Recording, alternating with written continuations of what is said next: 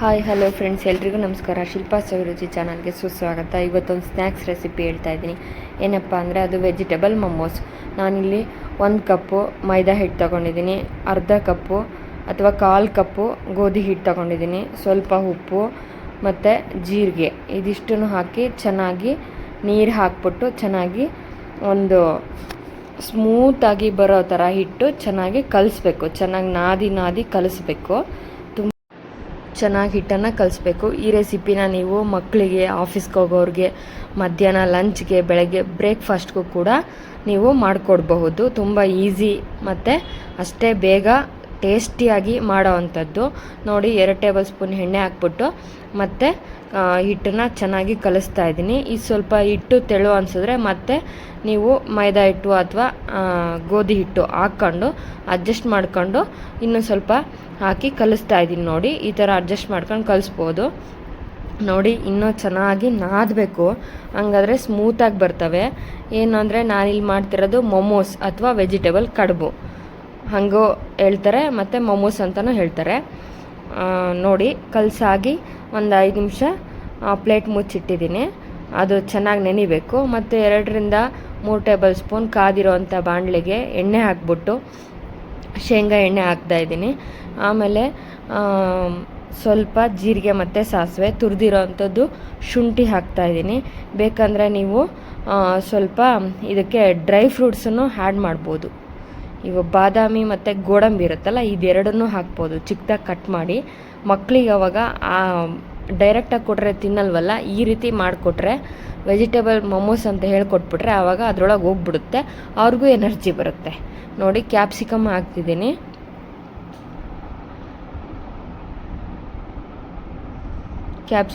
ಇದನ್ನು ಸ್ವಲ್ಪ ಚೆನ್ನಾಗಿ ಎಣ್ಣೆಲಿ ಹುರ್ಕೋಬೇಕು. ಮತ್ತು ಕ್ಯಾರೆಟ್ ಹಾಕ್ತಾಯಿದ್ದೀನಿ. ಇದನ್ನು ಸ್ವಲ್ಪ ಎಣ್ಣೆಯಲ್ಲಿ ಚೆನ್ನಾಗಿ ಫ್ರೈ ಮಾಡಬೇಕು. ನೋಡಿ, ಚೆನ್ನಾಗಿ ಫ್ರೈ ಮಾಡಬೇಕು.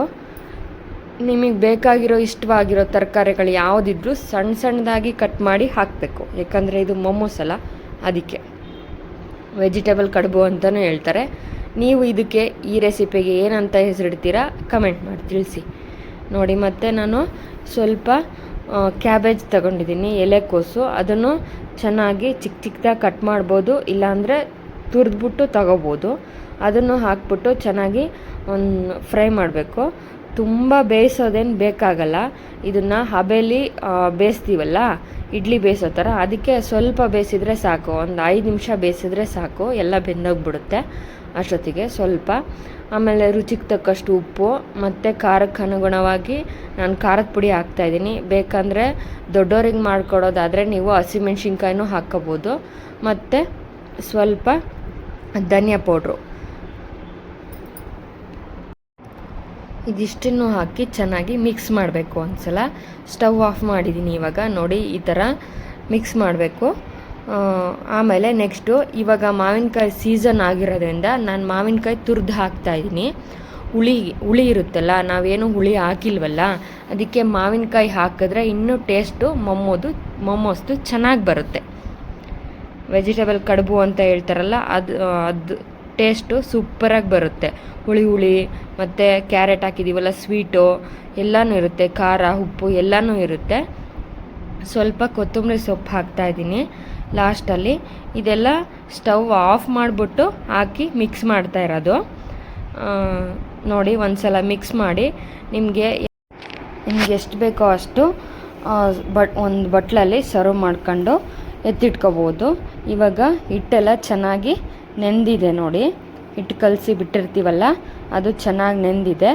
ಅದನ್ನು ಇವಾಗ ಮೊಮೋಸ್ ಮಾಡ್ಕೊಳ್ಳೋಕ್ಕೆ ಅಥವಾ ವೆಜಿಟೇಬಲ್ ಕಡುಬು ಮಾಡೋಕ್ಕೆ ನಿಮ್ಗೆ ಎಷ್ಟು ಬೇಕೋ ಚಿಕ್ಕದಾಗೂ ಮಾಡ್ಬೋದು, ಮೀಡಿಯಮ್ ಸೈಜು ಮಾಡ್ಬೋದು. ಅದಕ್ಕೂ ದೊಡ್ಡದಾಗಿ ಮಾಡಿಬಿಟ್ರೆ ಅದು ಮೊಮೋಸ್ ಅನ್ಸೋದಿಲ್ಲ. ಅದಕ್ಕೂ ದೊಡ್ಡದಾಗಿ ಬೇಕು ಅನ್ನೋರು ಮಾಡಬಹುದು, ಅದಕ್ಕೇನು ತೊಂದರೆ ಇಲ್ಲ. ನೋಡಿ, ಇವಾಗ ನಾನು 4 ಉಂಡೆಗಳು ತಗೊಂಡಿದ್ದೀನಿ, ಮೀಡಿಯಮ್ ಗಾತ್ರದ್ದು. ಇದನ್ನು ರೌಂಡ್ ಮಾಡ್ಕೊಂಡು ಸ್ವಲ್ಪ ಹಿಟ್ಟು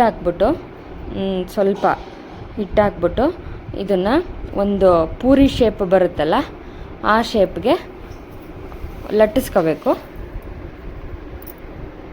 ನೋಡಿ, ಈ ಥರ ಪ್ರೆಸ್ ಮಾಡಿ ಎತ್ತಿಟ್ಕೊಂಡು ಆಮೇಲೆ ಒಂದೊಂದಾಗೆ ತೊಗೊಂಡ್ಬಿಟ್ಟು ಪೂರಿ ಶೇಪ್ಗೆ ಈ ಥರ ಲಟ್ಸಿದ್ದೀನಿ. ಇವಾಗ ಈ ವೆಜಿಟೇಬಲ್ ಮಿಕ್ಸ್ ಇರುತ್ತಲ್ಲ, ಇದನ್ನು ತುಂಬೋಣ. ಇದಕ್ಕೆ ನೋಡಿ, ನಿಮ್ಗೆ ಎಷ್ಟು ಬೇಕೋ ಅಷ್ಟು ತುಂಬ್ಕೊಳ್ಳೋದು. ವೆಜಿಟೇಬಲ್ ಸ್ಟಫಿಂಗ್ ಇರುತ್ತಲ್ಲ, ಅದನ್ನು ಈ ರೀತಿ ಅದರೊಳಗೆ ಇಟ್ಬಿಟ್ಟು ನಿಮ್ಗೆ ಯಾವ ಶೇಪ್ ಬೇಕೋ ಆ ಶೇಪು ಮಾಡ್ಕೋಬೋದು, ಚೆನ್ನಾಗಿರುತ್ತೆ. ಇದು ಒಂದು ಶೇಪು. ನಾನು ಕಡುಬು ಮಾಡ್ತಾರಲ್ಲ, ಕರ್ಜಿಕಾಯಿ ಕಡುಬು ಅಂತಾರಲ್ಲ, ಕರಿಗಡುಬು, ಆ ಥರನೂ ಮಾಡಿದ್ದೀನಿ, ಉದ್ದ ಸ್ವಲ್ಪ. ಅದು ಚೆನ್ನಾಗಿರುತ್ತೆ. ಅದರಲ್ಲಿ ನಿಮಗೆ ಬೇಕಾಗಿರೋ ಅಂಥ ಡಿಸೈನು ಮಾಡ್ಕೋಬೋದು. ಆಮೇಲೆ ಮೊಮೋಸ್ದು ಅಚ್ಚು ಇರುತ್ತೆ, ಅದನ್ನು ತಗೊಂಡು ಅದರಲ್ಲಿಟ್ಟು ಮಾಡ್ಬೋದು. ನೋಡಿ, ನಾನು ಈ ಥರ ಮಾಡಿದ್ದೀನಿ. ಮತ್ತು ಕಡುಬು ಶೇಪಲ್ಲೂ ಮಾಡಿದ್ದೀನಿ. ತುಂಬ ಈಸಿ, ಮಕ್ಕಳಿಗೂ ಇಷ್ಟ ಆಗುತ್ತೆ. ತರಕಾರಿ ತಿನ್ನಲ್ಲ ಅನ್ನೋರಿಗೆ ಈ ಥರ ಮಾಡಿಕೊಟ್ರೆ ಇಷ್ಟಪಟ್ಟು ತಿಂತಾರೆ. ಇದಕ್ಕೆ ತುಪ್ಪ, ಕೆಂಪು ಚಟ್ನಿ ಅಥವಾ ಟೊಮೊಟೊ ಸಾಸು, ಯಾವ ಥರದ ಚಟ್ನಿ ಆದ್ರೂ ತುಂಬ ಮೊಸರು ಜೊತೆನೂ ತಿಂತಾರೆ ಒಬ್ಬೊಬ್ಬರು, ಇಷ್ಟ ಆಗೋರು. ತುಂಬ ರುಚಿಯಾಗಿರುತ್ತೆ, ಟೇಸ್ಟಿಯಾಗಿರುತ್ತೆ. ನೋಡಿ, ಎಲ್ಲ ಇವಾಗ ಇಡ್ಲಿದು ಪ್ಲೇಟ್ ಇರುತ್ತಲ್ಲ, ಅದಕ್ಕೆ ಸ್ವಲ್ಪ ಎಣ್ಣೆ ಸವರ್ಬಿಟ್ಟು ಇಡ್ತಾಯಿದ್ದೀನಿ. ಇವಾಗ ನೋಡಿ, ಒಂದು 10ರಿಂದ 15 ನಿಮಿಷ ಇದನ್ನು ಬೇಯಿಸ್ಬಿಟ್ರೆ ರುಚಿಯಾದ ವೆಜಿಟೇಬಲ್ ಮೊಮೋಸ್ ಸವಿಯಲು ಸಿದ್ಧ. ನಿಮಗೆ ಈ ರೆಸಿಪಿ ಇಷ್ಟ ಆದರೆ ಪ್ಲೀಸ್ ಲೈಕ್ ಮಾಡಿ, ಶೇರ್ ಮಾಡಿ, ಸಬ್ಸ್ಕ್ರೈಬ್ ಮಾಡಿ, ನಮ್ಮ ಚಾನಲ್ಗೆ ಸಪೋರ್ಟ್ ಮಾಡಿ. ಈ ರೆಸಿಪಿನ ಒಂದು ಸಲ ಟ್ರೈ ಮಾಡಿ. ನೆಕ್ಸ್ಟ್ ಸಿಗೋಣ ಮುಂದಿನ ವೀಡಿಯೋದಲ್ಲಿ, ನೆಕ್ಸ್ಟ್ ನ್ಯೂ ರೆಸಿಪಿಯೊಂದಿಗೆ ಸಿಗೋಣ. ಅಲ್ಲಿವರೆಗೂ ಎಲ್ರಿಗೂ ಧನ್ಯವಾದಗಳು. ಇಷ್ಟು ಹೇಳ್ತಾ ಈ ವಿಡಿಯೋ ಮುಗಿಸ್ತಾ ಇದ್ದೇನೆ. ಎಲ್ರಿಗೂ ಧನ್ಯವಾದಗಳು. Thank you all.